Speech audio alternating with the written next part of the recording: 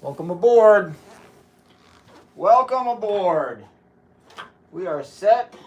We are live. We're going to do some science experiments. Who knows which ones we're going to do? I know I'm going to start off with one that I normally do.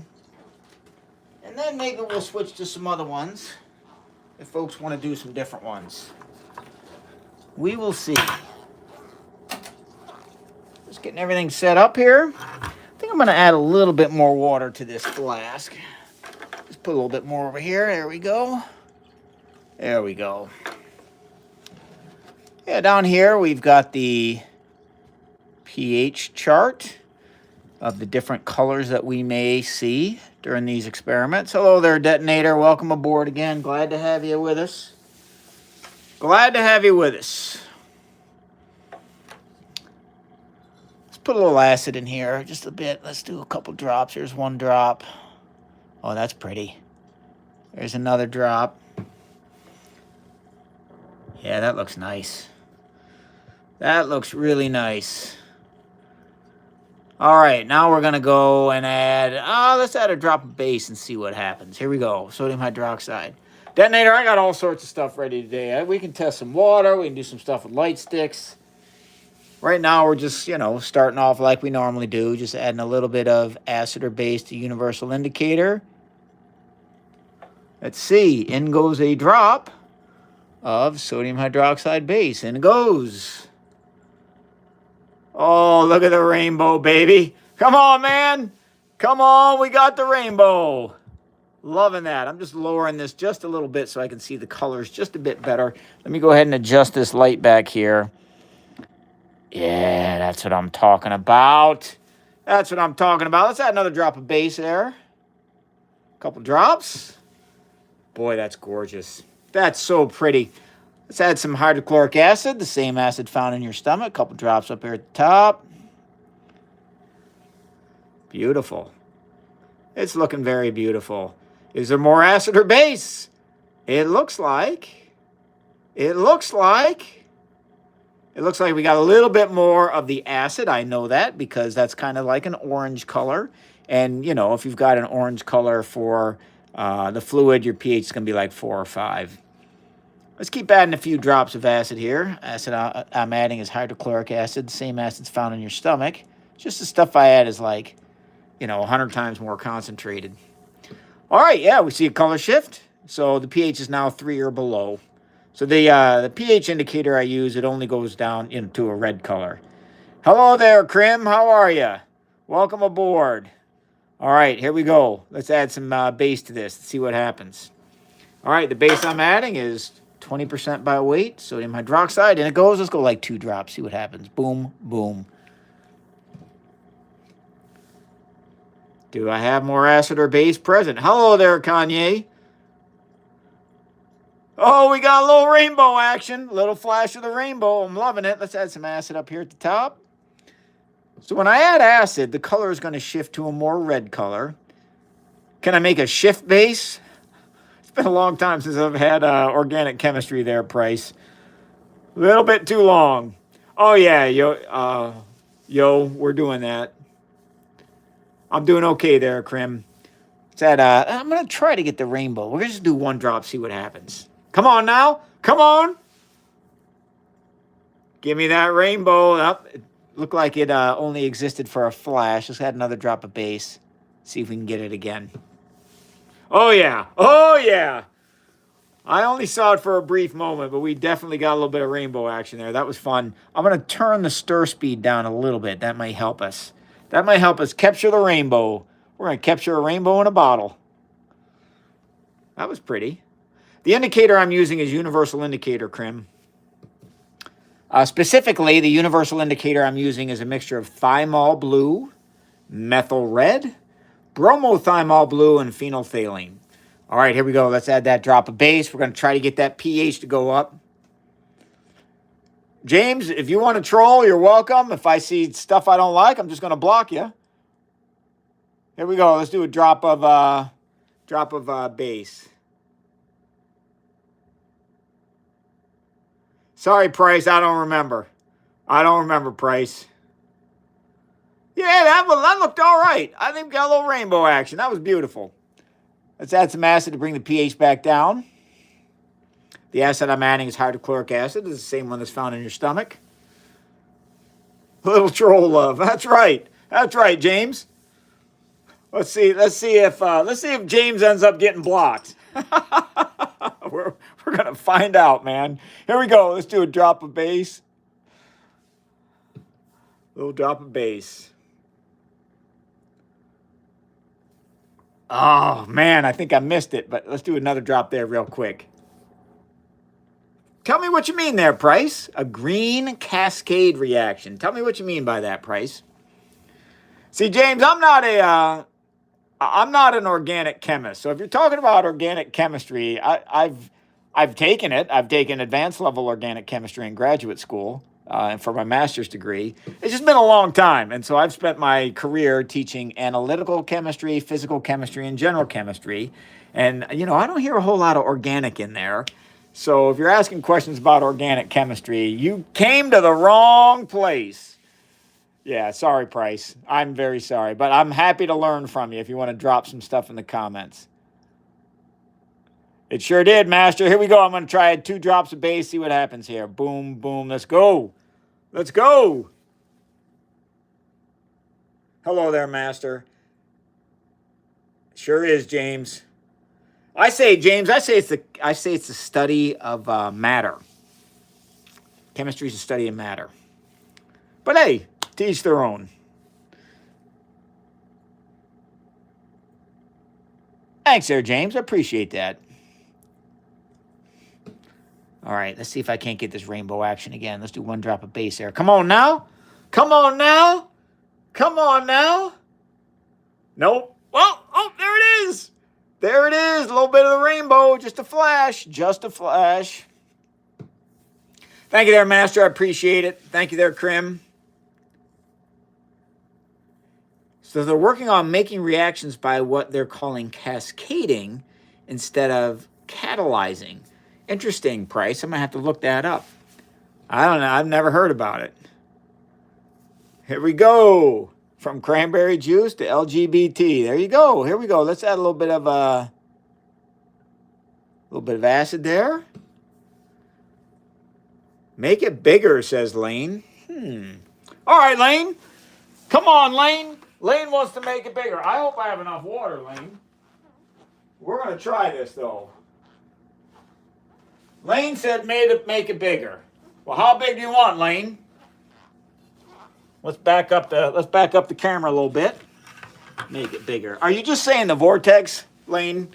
Because it'd be a lot easier just to make the vortex bigger. Lane, are you asking for the vortex to be bigger or the whole thing to be bigger? So you said yes. I apologize. I'm not sure what you're asking. The vortex or... Hey, thanks there, Nicholas. The vortex or the whole flask? The vortex, you got it. There we go. All right, vortex is getting bigger. You can see right here, I'm turning up the speed a little bit. At some point, it's often the case that the stir bar gets knocked out of orbit, so to speak. We're going to try, though. That's not bad, man. Just keep spinning and spinning. Hello there, Random. Welcome back. What happens if you put 2 stir bars in there? They're magnets, so they just stick together. Here we go. Let's add a little bit of acid here. The bubbles make it kind of look cloudy. Oh, let's see, Chris. Chris says the color change should happen quicker. Let's see. Here we go. 1 drop of base. Oh, wrong. Let's try this one. Let's try this bottle. There we go. There's your drop of base. Yeah, I think that happened a bit quicker. Yeah.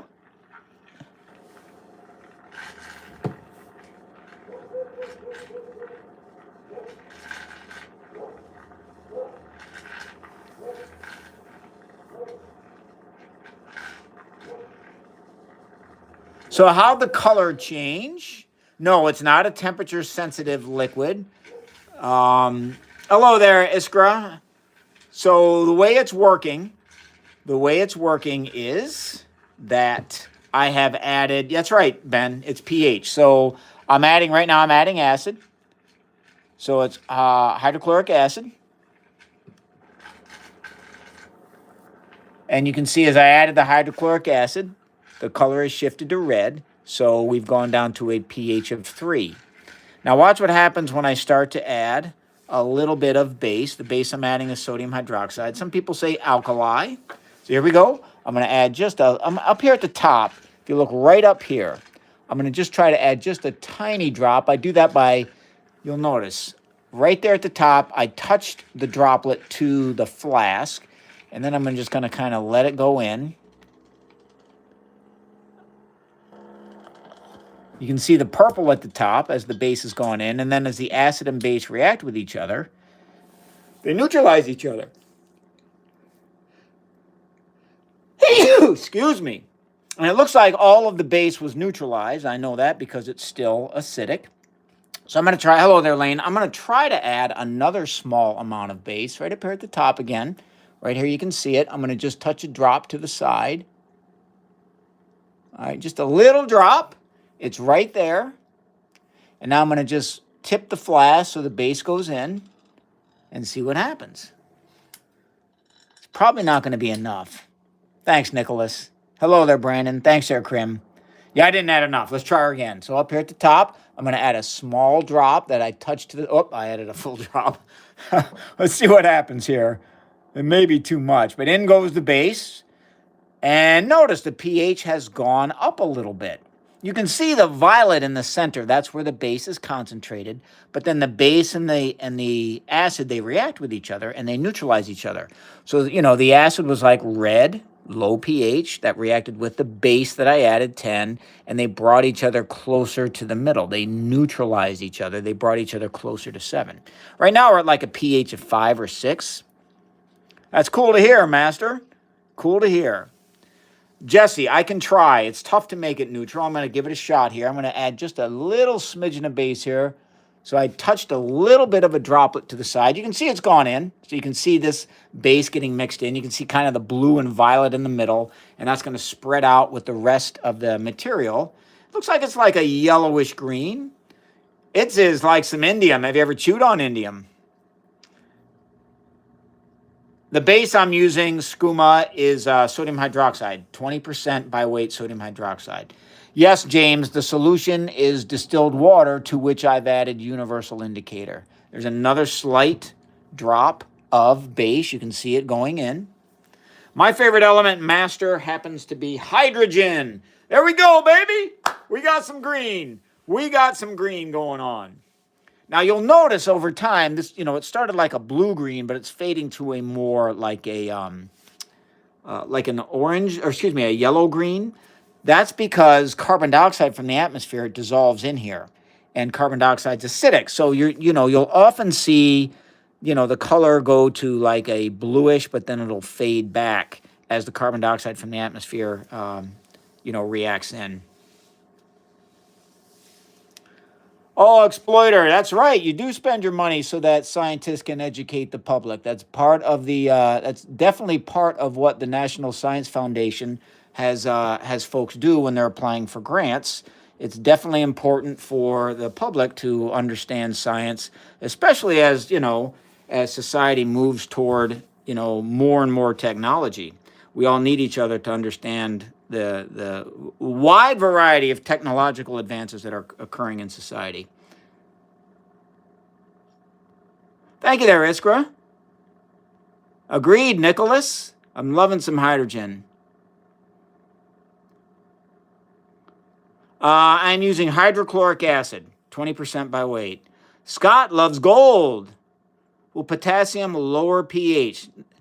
So I'm not sure what compound, Chris, the potassium is, with. If it's just potassium metal, you throw that in some water, you're going to get a big old boom. No, Eduardo, we're just doing some science experiments. How much saturation of base is required? Hey, Sai. Okay, Sai, you got it. I'm not going to repeat it, Cy, but I'll do it for you, okay? Here we go. Here we go. This is for Cy. Okay. I need to add a little base, right? So we're at pH 5, and Cy wanted yellow. We're not going to repeat that, though, right? And we're going to add just a little bit of base to see if it can go up to a pH of 6. Here we go. Just a little bit right there. Cy, you let me know if I've hit the jackpot. Whoop. I got to get this bottle out of here. Here we go. Right now, we're doing this for Cy. Cy wanted to see some yellow. So let's see. I've added some base, pH 10. Come on now. I think we got it. What do you think, Cy? What do you think? You got it, Skooma. Come on, Cy. Let me know. Let me know, Cy. I think we made some yellow.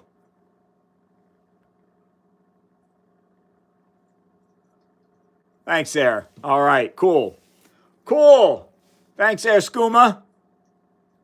Awesome. Thanks for the gift, Cy. That's really nice.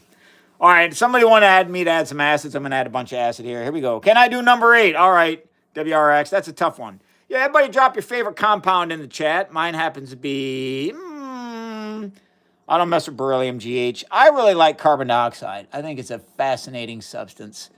I'm going to try to get us to pH 8. That's tough. Tough to get. We're going to try there, Mike.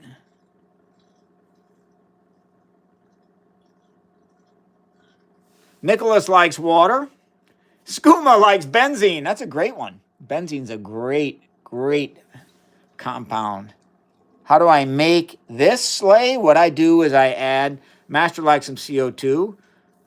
From 3 to 8, I can try that. James likes some sodium chloride. There you go, man. I got your 8. Come on now. I did it. That's not easy to do. That pH 8 is tough to get.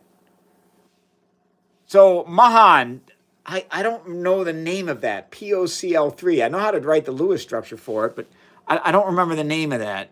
Thanks there, Mike. Elmer, 10's pretty easy, but you got it. GH is liking some. Let's see if I can say this. Let's see. That's going to be hexa. Oh, is it carbonato? I don't know. Hexacarbonato. I don't know what the charge is on their GH, so I can't name it. Nicholas likes some dihydrogen monoxide. Hello there, Stay Queen. There's your pH 10. Eduardo likes calcium hydroxide. You got it there, Elmer. Elmer wanted pH 10. TATP, dimethyltryptamine, potassium permanganate. We got some major compounds in the chat. I'm gonna have to get out my my computer and Google some of these just to remind myself of what some of them are. I'm adding also, you know, GH. I'm not sure I know how to name that off the top of my head.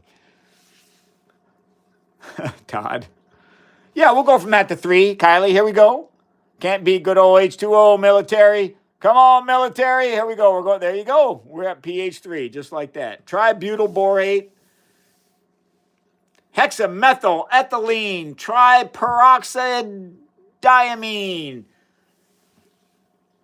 And butanol for master. There we go. Let's see if we can get a little bit of rainbow going on. Man, we have got some chemists in the chat, man. We have got some chemists in the chat. Phosphoglucone, delta-lactone, urea and nitric acid. Yep, we're just testing pH levels, your meow. I mean, we can do some other stuff. I can test some, not messing with that. How you doing there, Heisenberg? Welcome aboard. Let's add a little more base. Ammonium and bleach. Hexacarbonyl lysine. That's probably right, GH. Hexacarbonyl iron. Okay. Thank you. That makes sense. Mike likes some polonium-210. Hello there, Elliot. It's also likes hydrogen. Hexamethylene diamine. Hello there, Praz Hunt. Okay, so Chris, you're putting potassium sulfate and potassium chloride. So potassium sulfate, that is going to potentially raise the pH. Potassium chloride will not. Nickel sulfide. Hydrofluoric acid, that's some nasty stuff. Holy mackerel. That's right, phosphorochloride. Thank you there, Mahan, for the reminder. Theoretically, what do I think was the first chemistry? Wow, so that depends on how we define chemistry, right? Yeah. Man, that's a great question. Like, if you define chemistry as the study of matter, I mean, holy mackerel. You're welcome, Chris. If you define chemistry as a study of matter, it may go back earlier than fire.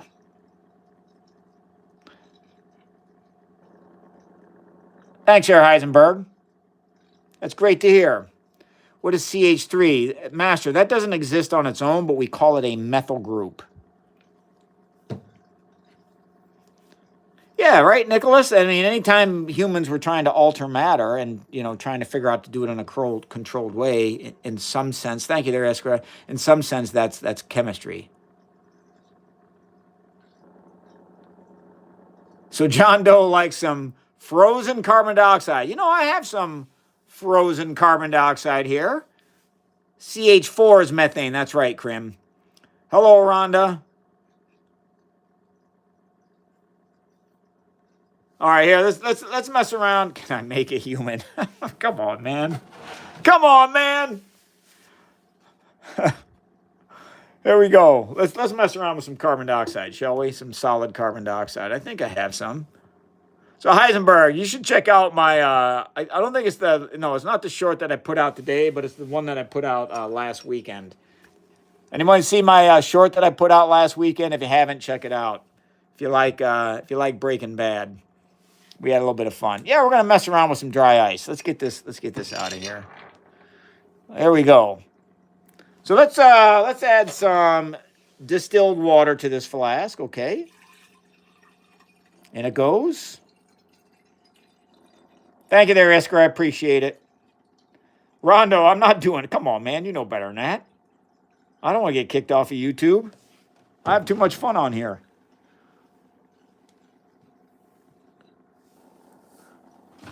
So what'd you see there, Master?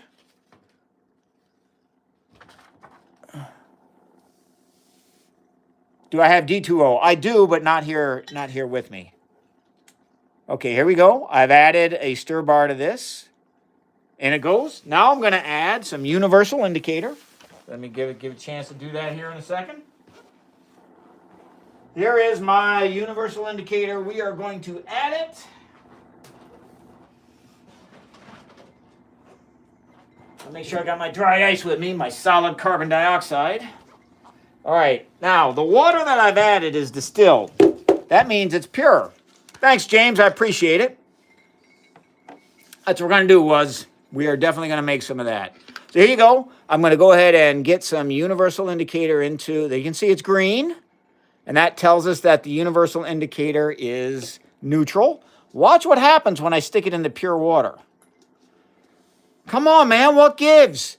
Like it's green to start, which means it's neutral, but then when you stick it in the water, it goes to like a yellow or an orange color, which means the water's acidic. How can that be? It's water, and it's actually purified water. Well, it works like this. Any water that's exposed to the atmosphere will have carbon dioxide dissolved in it, and carbon dioxide is an acid. So it doesn't surprise me that this pure water, well, of course, it's not entirely pure because some carbon dioxide is dissolved in it. So this pure water has, some acidity to it. Now, I'm going to add a drop of base. Here we go. Just add a drop of base. So we know that the pH is going to go up, right? Oh, man, did it go up. Now, I'm going to put I turned off the stir bar. I'm going to put some solid carbon dioxide in there. And it's going to bubble through. Give me a second. That's right. I went to the grocery store for y'all today. Get a little carbon dioxide, solid carbon dioxide. Just a little bit. I gotta get my glove on so I can handle it. I should have had that ready. I apologize. Okay. Let's get this. I'm gonna get one small piece.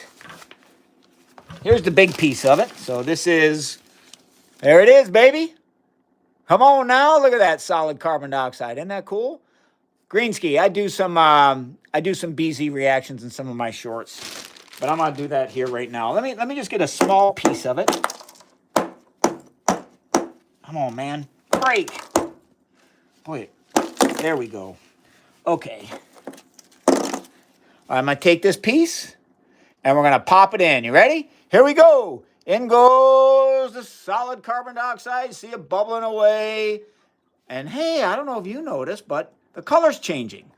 And of course, the color's changing because we know that carbon dioxide is an acid. So it brought the pH down from 10 down to about 6 right now. I'll add a little bit more base. You can watch it here. Let's add a bit more base. Pop it in there. pH up. But as the carbon dioxide continues to bubble through, the carbon dioxide's acidic, and it's going to pull the pH back down to 6. Isn't that cool? I love it. Let's add a little bit more base. Sodium hydroxide base. Get that pH up. Scary story by GH. They were washing a test tube that had sulfide solution in it with distilled water after they had cleaned it one time under the hood, and the water was acidic enough to make some, ooh, that probably smelled pretty nasty. Yes, Denny, that is indeed why carbonated water is kind of solid. Favorite actinide. Hold on, let me think here. So it goes, the actinides. Let's see, it goes... francium, radium, actinium, thorium, proactinium, uranium, neptunium, plutonium, americium, curium, berkelium, californium, einsteinium, fermium, mendelevium, nobelium, lawrencium. So of those, probably uranium. What about you, Master? Thank you there, Prasan. It's also like some uranium. I do, Mahan. Do you any PhDs in chemistry out there? Give me a test tube if you got a PhD in chemistry. Give me the test tube emoji. Just want to see. Master likes some neptunium. UO2Cl2 is nasty. Yes, it is. Will it turn red? Old glory. Probably not. So, Timothy, what's going on is I have a pH indicator in this flask. The pH indicator displays these color at different pH values. So we got Eduardo. We got a PhD there. Skooma likes thorium. And right now you can see the pH is like a, 6 or a 7. It's like a yellow-green. And so what I can do is add a little bit of base. You got a PhD in chemical engineering? You got it. I don't care. You got a PhD in any science. Give me an emoji that describes what your PhD is in.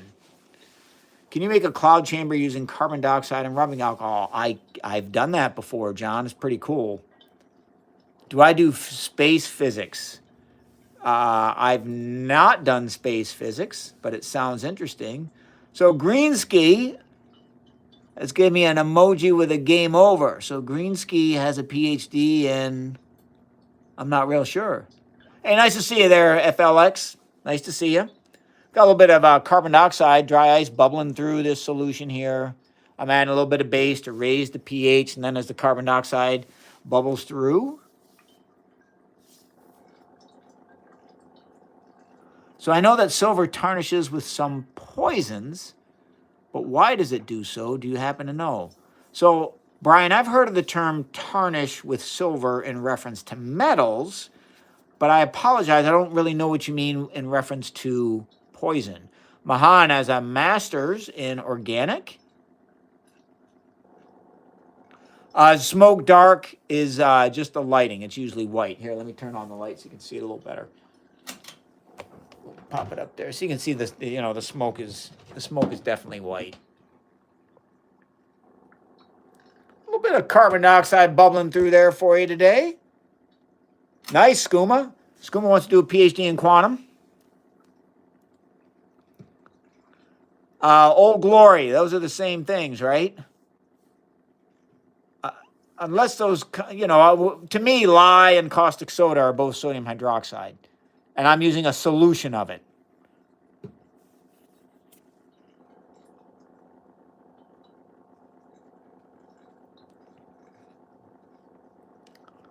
Let's see.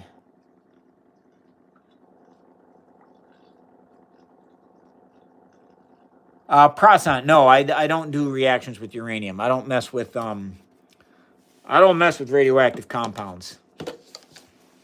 Do not mess with them. That dry ice is almost done, huh? What's my favorite salt?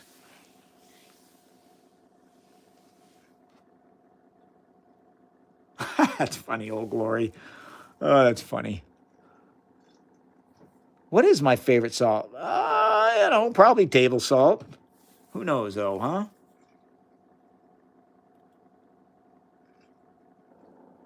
Yeah, GH. I have a PhD in chemistry, so I did. My bachelor's degree was in chemical education, so I took all the chemistry courses I was supposed to take for a major, except for one. Oh, that's great to hear, Mahan. I appreciate that. That's cool to hear, Mahan.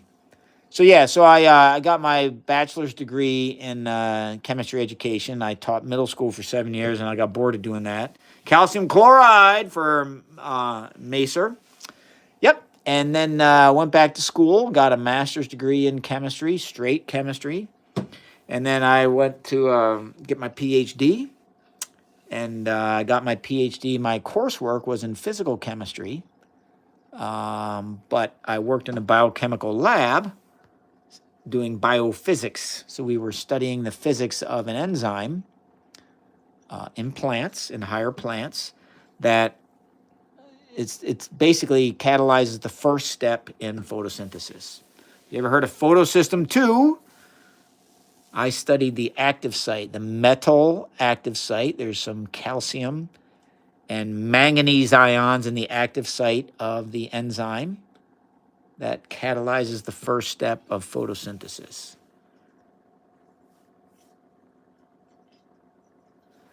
Interesting. So you have a Wimhurst machine that has electrical discharge and the radiation detector clicks once or twice. So, John, you're going to have to forgive me. I'm guessing you did this, but have you counted the number of clicks that are normally heard in your radiation detector? It's just so you know what the background is. And have you consistently seen this happen? That when when the Wimhurst machine discharges, you hear the radiation detector click. I agree, Krim. Cool, Green Sky. It does, Bryson. I hear that a lot, and I agree. It definitely looks like a nebula. And John, I don't mean to. I'm not trying to condescend. I'm just trying to make sure. So Prasant has a master's in medical science. So Prasant, what is happening here is I have a mixture of dyes called universal indicator in both of these flasks, in both of them. Universal indicator changes color. Yep, the dryas is gone, Stratton. It changes color depending upon pH. pH is just how acidic or basic something is. So over here on the left, over here on the left, you see we've got like a pH of 10. So this has a very high pH. Over here on the right, it's like neutral, maybe a little bit acidic because that looks like a yellow-green. Now, if I add acid to the flask on the left, that should lower the pH. Let's add like 3 drops. There's 3 drops, and the color is going to change because the acid and base are going to neutralize each other. And it takes some time. And what's beautiful about it is, it doesn't, the acid that I've added doesn't homogenize through the entire solution immediately. It swirls around, and it takes some time. And as it takes some time, the different regions neutralize differently. So, GH, all that a biophysicist does is try to apply ideas of physics to living systems. And it's really tough to do biophysics without understanding chemistry because, biological systems contain matter, molecules. And so, the three are really intimately tied together. When you're doing biophysics, you're mostly doing chemistry. And then that's supported with physics and biology. Great question. Okay, there's a difference in the frequency when the machine arcs. So yeah, I think, John, if you're consistently seeing that, then yeah, I think there's probably, I don't know what it would be, but you're definitely generating something that the Geiger counter or whatever it is that you're using is picking up. So yeah, So how does a substance act as an indicator? So it works like this. Works like this. So we're going to imagine a molecule. We'll just talk about phenolphthalein. Phenolphthalein, thanks, Sir Master. Phenolphthalein, yeah, you're definitely probably generating some radiation then. So the universal indicator that are in both of these actually consists of, good to hear, Prosen, it consists of 4 different dyes. One of them is thymol blue, and thymol blue shows these colors at different pH values. Methyl red shows these colors at these different pH values. Bromothymol blue shows these different colors at these pH values. And phenolphthalein shows these different colors at these different pH values. If you add all 4 together, you get the rainbow at different pH values. Now, we're going to focus on phenolphthalein because it's the simplest one. Phenolphthalein is colorless, has no color, at pH 8 and below, and that's in an acid, or slightly basic. And then once you get to pH 9, then it starts to get pink, and pH 10 and above, it's going to have a pink color. So we're going to focus on phenolphthalein, and the others work in a similar manner, but we're going to just talk about phenolphthalein. Now, phenolphthalein has a ring-shaped structure, but the deal is it only has a ring-shaped structure if there's a lot of something around that we call protons. A proton is simply an H plus ion to a chemist, okay? And in an acid, there's a ton of these around. And see, what happens is, if there's a lot of H plus ions around, then the phenolphthalein molecule grabs on to the proton like this. That's kind of what makes the ring structure. So it just, bam, it grabs onto it. And that gives phenolphthalein a ring-like structure. And when it has this structure, phenolphthalein is colorless. Now, when you have a lot of base around, bases take these protons, so they rip them off. And that's going to happen at high pH values. So at the high pH values, these protons start to get ripped off of the phenolphthalein molecule. And when that happens, the phenolphthalein molecule goes doink, it pops open like that. It goes boop. And when it has this structure, it's pink. So when there's lots of acid around, snaps into the ring shape, it's colorless. And when those protons are gone at high pH, boink, it pops open into the pink open structure. So that, it's a color structure relationship, and that's very common in chemistry, that it probably makes sense that structure of molecules determine their properties. Oh yeah, and it keeps rolling back and forth. It just keeps on rolling. It's a reversible reaction. The proton can pop on at low pH, and it can pop off at high pH. Thank you, Tits. Appreciate that. Let's add a little bit of acid here.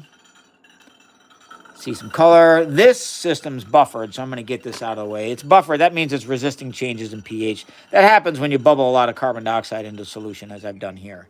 So we're gonna try that again. We're gonna get this one on the right restarted here.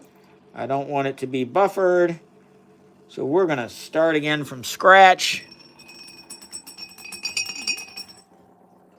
It does look a bit like thermochromism. Yep, it's just that in this case, we're not changing color with temperature. We are changing color with pH. Thanks, sir, Nathan. Well, I'm just going to show you what's going on. A chelator molecule like ethylene diamine tetraacetic acid. So chelator molecules, they are able to they're like phenolphthalein. They can kind of wrap around, and they can make a claw shape. So that, I think the Greek word for chelate means claw. And when they're able to claw like this, if there's a metal ion present, so we'll just go like this. We'll do a metal ion like magnesium. The magnesium ion, which has a +2 charge. And if a chelating molecule sees that, it'll go like that. It'll just grab right onto it, claw it, and it'll lock it into place, and that's a very stable molecule. And so, you know, if there's certain ions in the body that you don't want in there, you can add a particular chelator that happens to really bind to these tightly, and it's a way to effectively remove unwanted compounds from the body, known as chelation therapy. All right, let's get a little more water in here. Forget who it was who said what's happening. Let me see who that was so I can call you out.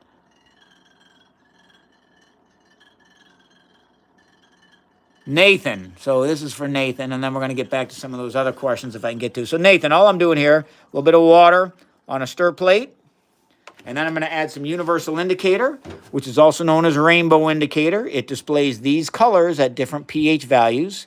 pH just tells you how acidic or basic something is. So I'm going to go ahead and add a little bit of universal indicator. Come on now, we got EDTA 4-. Chemist has entered the chat, Skooma. Here we go.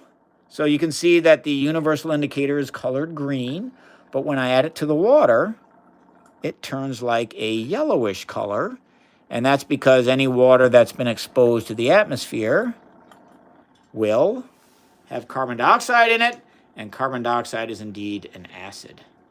So the water is going to be slightly technetium, Denny. That's how I pronounce it. I think some people say technetium. I say technetium. That's because that's how one of my inorganic professor in undergrad, he studied technetium for his PhD, and that's how he pronounced it. Nice, Skooma. Skooma dropping some chemistry in the chat. Krim dropping some biochemistry into the chat. I'm loving it. Hello there, Shri. Okay, so let's add a little bit of base to this compound over here on the right. That's going to increase the pH. pH is going to go up to 10. And now I'm going to add some acid. The acid I'm adding is hydrochloric acid, same acid is found in your stomach. And I add a few drops of that. Let's add a few more. pH should drop. And we get a little flash of the rainbow. Let's turn it down just a bit. Just a bit. So, Nathan, this, you know, yeah, I mean, ketoacidosis has to do with the pH of your blood, which is tightly regulated somewhere between 7.35 to about 7.45. If your pH drops below that, it's very dangerous. You can die from it. About, if I remember correctly, about 1% of people who go into ketoacidosis die. So yeah, if your pH gets a little too low, you're in trouble. How you doing there, Patriot? Great to have you on board. It has been a while. Thank you, Leah. I appreciate that. Thanks for the subscription. Yeah, consider doing that if you like this kind of thing. I do a lot of science experiments. Tommy Technetium. You're gonna want to check out my my shorts, my YouTube shorts. I put one in every Saturday. There's a new short that comes out. All right, let's do a little bit of hydrochloric acid over here on the right. Dropping the pH. Thanks there, Nathan. Thanks for the question. Thanks, Anib. All right, we're going to drop 1, 2 drops of base on the right, 1, 2 drops of base on the left. Let's see what happens. We got a little rainbow flash on the left.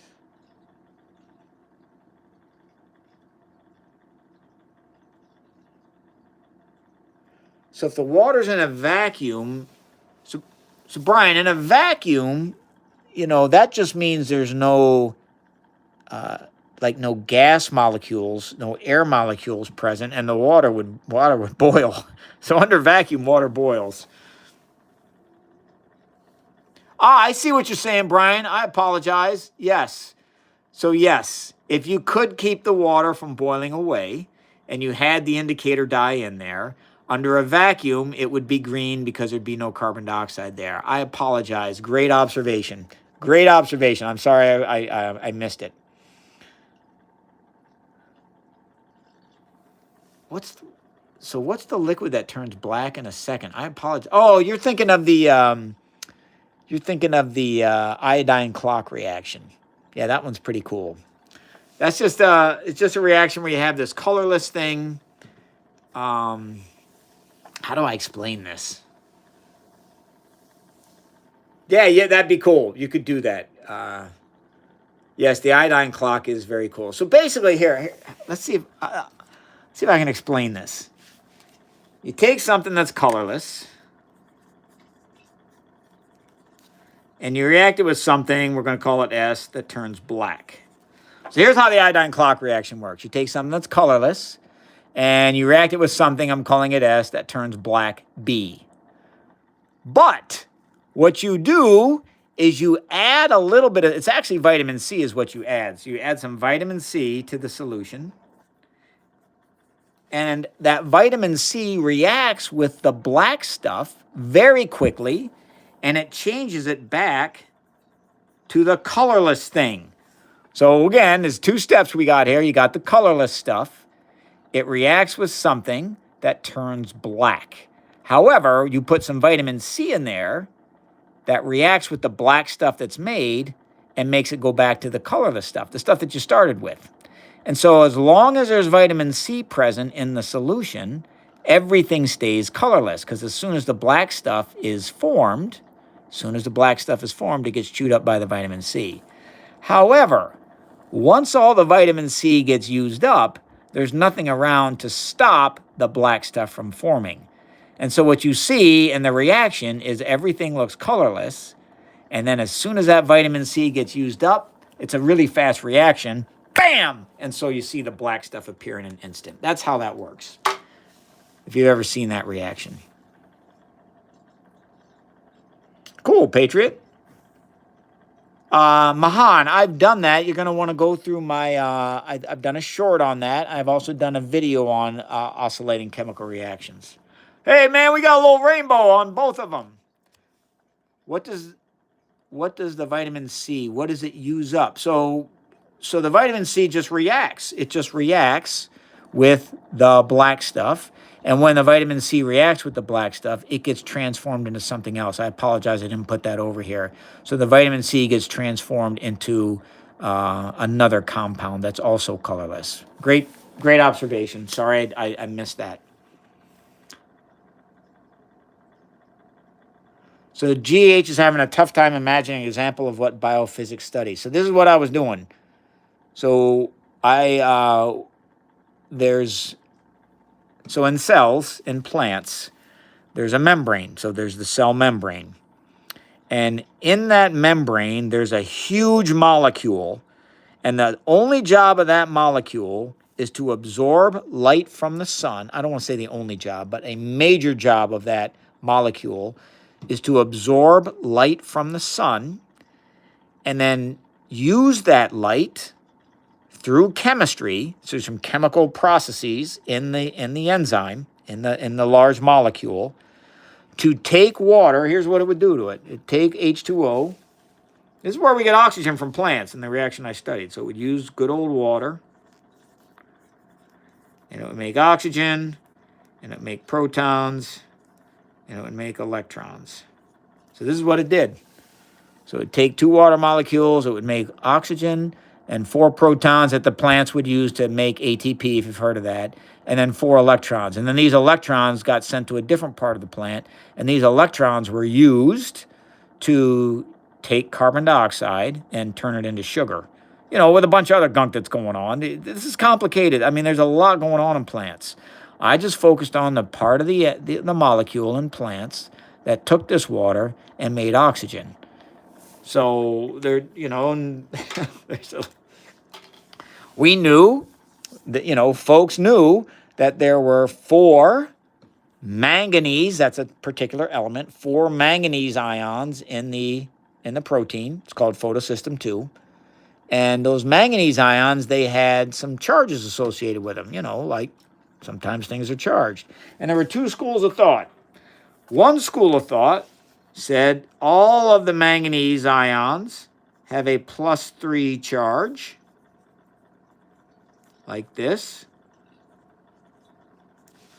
All right, that was one school of thought. And how did they figure that out? Well, they did, you know, there's amazing things you could do. You could actually shoot electrons at the enzyme. You know, you had to set it up a certain way, but you'd shoot, you'd shoot X-rays at the enzyme.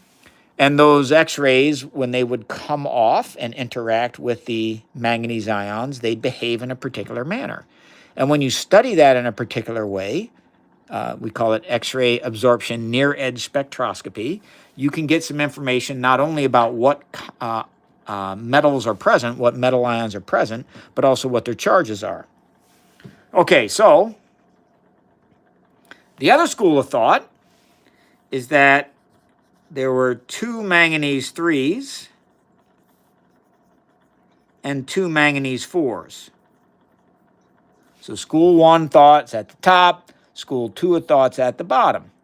And a major portion of what I did was to use chemical analyses to determine that this was the most likely. So basically, the physicists were arguing over whether it was all 3s or 2 3s and 2 4s. And it took a chemist doing some chemical analyses to provide more evidence for one or the other. And nowadays there's a few holdouts. There's, it always is in science. There's always a few who, think what's contrary. But most of the field thinks it's 2 manganese 3s and 2 manganese 4s. And I also did some of the X-ray experiments and some other experiments I'm not going to talk about. Well, I guess I can just to give you an idea. What you do is you would apply a magnetic field to the enzyme. And you basically, oh gosh, you'd hit the enzyme with a radio frequency, like microwave frequency, and then you would send different magnetic fields at that enzyme, and the way the magnetic field interacted with the enzyme would tell you a little bit about the manganese ions that are present. I know it's like, it sounds like gibberish to people who haven't studied this for a while. Yeah, so there are, Krim, great thinking. There are oxo bridges between the manganese in the enzyme. Formaldehyde's a good solvent. What about nonpolar stuff? So skooma, I would be using like hexane for a nonpolar solvent, yeah. Acetone works pretty well. All right, we're getting near the end, folks. I'm going to, just so you know what's coming next. Thanks there, Krim. I'm going to flip the camera around. And you're going to see my ugly mug. I'll talk to you for a little bit. Hey, we got a little rainbow flash over there. Come on now. Tell me a little more, Skylar. RFNA. So what the radio frequency would do, John, is it would take, so the electrons in the manganese have certain what we call spin states. And it would take those spin states and separate them into different energy levels. And then as you put exactly the right magnetic field onto the enzyme, you'd get a transition from the lower state to the upper state. It's called electron spin resonance. You may also hear someone use the term electron paramagnetic resonance. Yep, GH, they did use NMR in photosystem 2 research as well. Electron spin resonance or electron paramagnetic resonance tended to be used a lot more. It's right? Is it chem or physics? Who the heck knows? Who cares, We're just trying to figure out what the heck was going on. Turn it all clear. Yeah, well, Nathan, you're going to hate me for this, but it already is clear. You can see through it. So that's the term that we use for transparent and clear. Those are synonymous. So this flask over here, the contents are clear and red. I know what you mean, though. You want me to make it colorless, and that I'm not going to be able to do. Patriot, you're going to have to give me a little more information, man.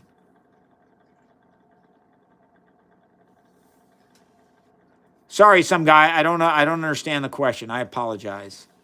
Denny, salts can be acidic or basic. It depends.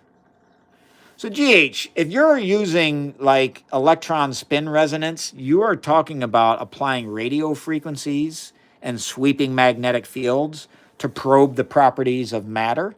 And that gets really blurry. Is that chemistry or is that physics? We also were shooting X-rays. So, X-ray absorption near edge spectroscopy.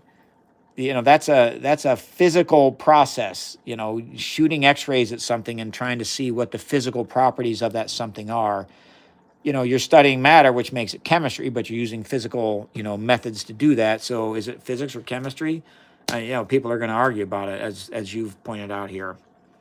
Thank you there, Denny. Indeed, Skooma. A little bit more time, and I'm going to flip the camera on. You can see my ugly mug. I'll talk to you for a little bit. I'll also show you a T-shirt that I got, and you might like. You can check out my, the link on my channel. I got some goofy stuff up there that you can check out, and maybe if you like some T-shirt stuff, get a mug or something. Yeah, and it's the same as biology. So, yes, I've used that. Yes, Skylar, I have. Interesting. Patriot, I've not heard of it. I'm going to check it out. Thank you there, Mahan. All right, let's flip this around, man. Let's flip this around. Talk to folks.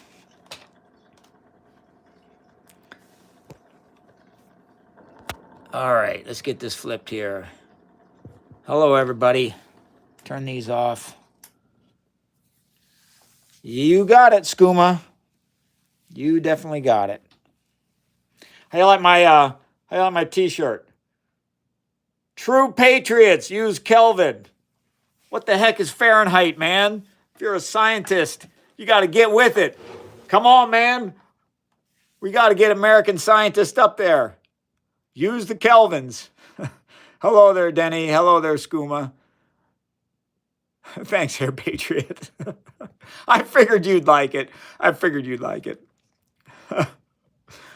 Come on, man. American science, baby. Hello there, Nugget. No, Mahan. This is the absolute. Come on, you know that. This is the absolute. That's all right, Nathan. Thanks, there, it's. So you can excite using photons or your way with radio frequencies are photons, John Doe. Yeah, that's right. So it's got to be both. So you need the magnetic field there to separate the energy levels between the electrons. So you need that separation, and the magnetic field is going to do that, okay? And then as long as that radio frequency matches, so that energy difference, there's an equation in science. We all know it's energy is equal to a certain constant called Planck's constant times the frequency. So as long as the radio frequency matches the energy, whoop, you get a transition, and the machine signals that as a blip. Hello there, Potato. Come on, Mahan, great to hear. Yep, John Doe. Yeah, if you like these kinds of shirts, you want to see some kind of funny stuff I got in there. I got a lot of, I don't want to say a lot, but some anti-pseudoscience type T-shirts. You might want to check those out. You can see that in the link in the video description. Hello there, Money Man. Welcome aboard. Welcome aboard.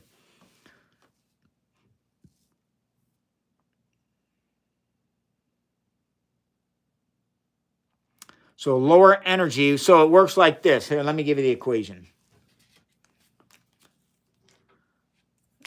E energy is Planck's constant H times the frequency, which I'm going to write as F.